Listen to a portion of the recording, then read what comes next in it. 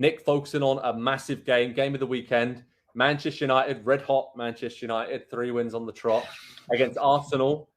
Perfect Arsenal, right? So far, top of the Premier League table. Andy, he's grimacing a little bit when I say that. 5 games. Yeah, all right. So it's at Old Trafford. What are our thoughts on this, Nick Mendola? Because 2 powerhouses, heavyweights, whatever you want to call them in the Premier League, who are finding form, much maligned in the squad rebuilds and obviously at different stages of that. But this is going to be a really good litmus test. We use this word a lot for seeing where each of these teams is at this season, right? I think it's a game that is going to be determined, and follow me here, by the fullbacks. And the reason is I think Casemiro is going to come in and get a start for Manchester United in front of 2 center backs who have looked solid and angry and capable for a game like this. And we've seen Arsenal's midfield be very steady as well. So I look to another test. We saw him do great against Salah from Malacia. We look for another test.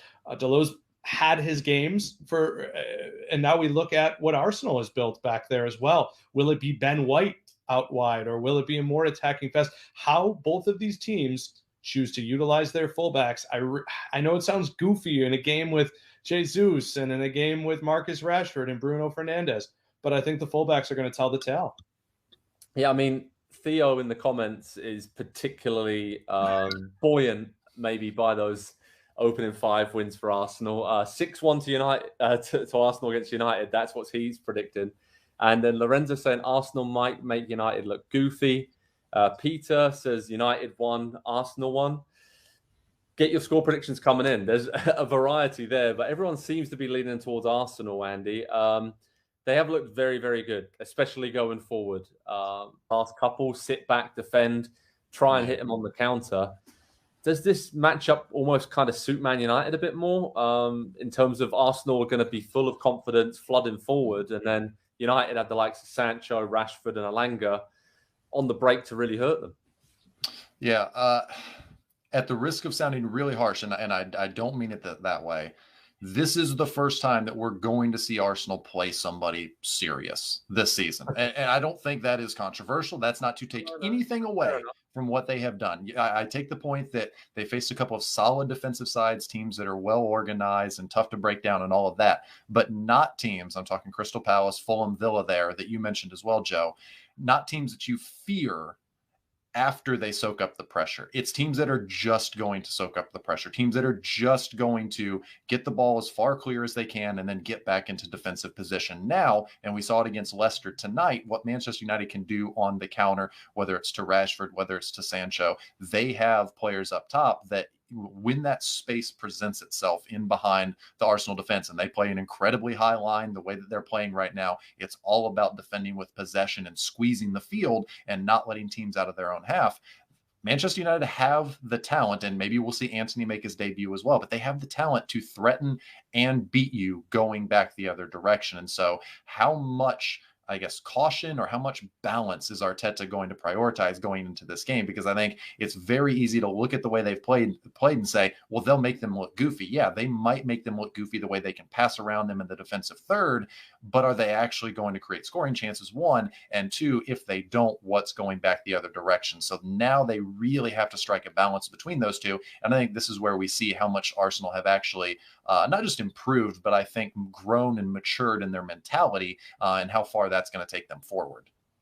Yeah, I mean, Abs is kind of saying that in the comments there. Right? Sancho will give Ben White problems, obviously at fullback there. We've got some score predictions coming in, 3-1 to Arsenal from Adam saying 2 goals by Saka. And then we have Gabrielle saying 2-1 to Arsenal. Carl saying 2-1 to United. Arsenal 3-0, that's what Miles said. And then Miles says, will Antony start for Manchester United?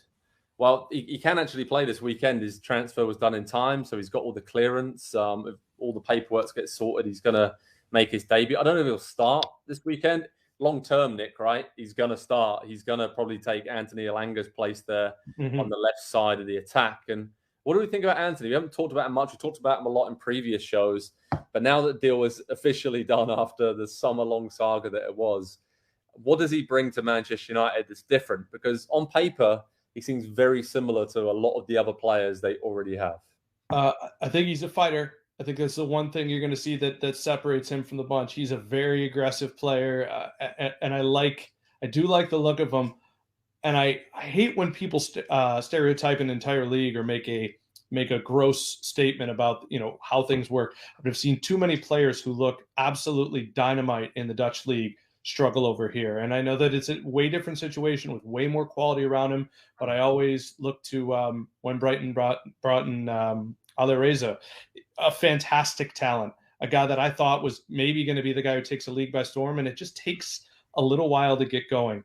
I do really like the chances of United doing something in this game, but most of it does not come down to their wingers. It comes down to a player who I think we may look at the end of this season as the biggest import. And I mean, I just can't get over a player of Casemiro's quality becoming available and going to Manchester United. I think he's going to be the difference in 3 or 4 games this season for them. Yeah, I totally agree with you there. We've got some great questions coming in. It's Adam again asking, is Anthony just another winger that goes missing? I don't think so. I watched him a lot for Ajax in the Champions League, and he just loves to pop up in different areas, drift inside. Erik ten Hag knows this. He's worked with him.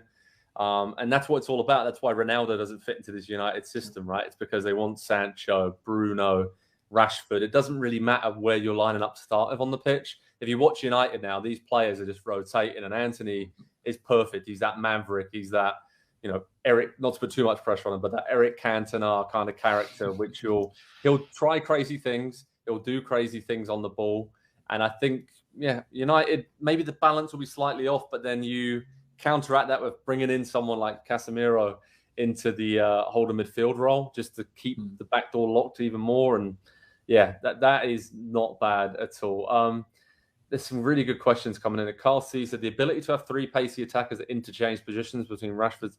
Well, it's like that wasn't me who typed that, honestly, but that's exactly what I'm just saying here. So you can see it works. It's a good signing.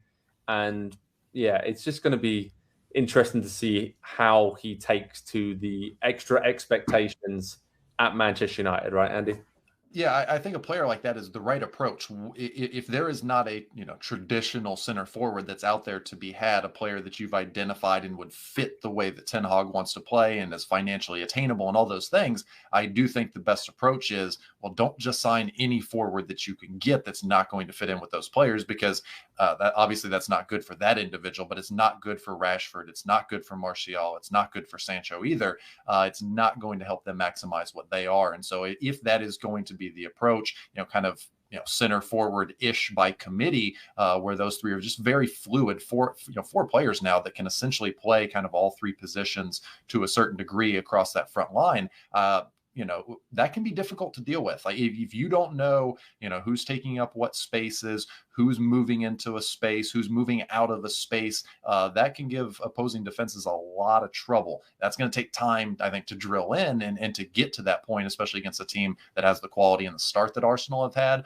But if we can see some flashes of that early on, maybe even this weekend, then I will strongly consider Manchester United for a top 4 position this season, because I think that Chelsea have made it pretty clear that there's some space around them. Spurs, we'll see how they handle Champions League. There's a path to Manchester United finishing 4th this season. Hi there, I'm Rebecca Lowe, studio host for NBC's coverage of the Premier League. Don't forget to hit subscribe to watch more videos all season long. For even more Premier League content, from original series to live matches, head over to Peacock and be sure to tune in for Premier League mornings every weekend on USA Network and on Peacock. We will see you over there.